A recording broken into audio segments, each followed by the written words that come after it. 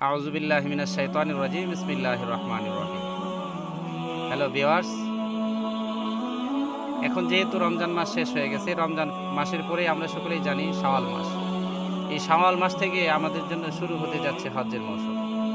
যাদের উপরে আল্লাহ পাক রব্বুল আলামিন হজ ফরজ করে দিয়েছেন, এখন থেকেই হজ্জের পাকপোক্ত নিয়ত করে নিতে হবে, কারণ এখন হজ্জের মৌসুম চলতেছে। হজ্জের ব্যাপারে আমাদের মনের মধ্যে বিভিন্ন রকমের ওয়াসওয়াসার সৃষ্টি হয়ে থাকে। ওয়াসওয়াসা আমি এই জন্যই বললাম, অনেকেই আমরা শয়তানের খপ্পরে পড়ে বলে থাকি যে এই বছর হজ করব না, অথচ হজ কিন্তু আমার উপরে ফরজ হয়েছে ভিউয়ার্স। এই জন্য শয়তান যেন কোনো রকম বাধা না দিতে পারে। এখন যেহেতু আমার উপরে হজ ফরজ হয়েছে, এখনই হজের পাকাপোক্ত আমাকে নিয়ত করে নিতে হবে। কারণ হজ যদি জীবনে একবার ফরজ হয়ে যায়, পরবর্তীতে কোনো কারণে যদি হাতে সম্পদ নাও থাকে, এরপরে যদি আমার মৃত্যু হয়ে যায়, হজটা কিন্তু ভাই আমার জিম্মায় থেকেই যাবে।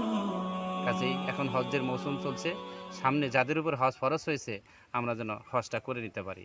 আল্লাহ পাক রব্বুল আলামিন আমাদের প্রত্যেককে তৌফিক দান করুন। সকলে বলে আমিন। আমিন।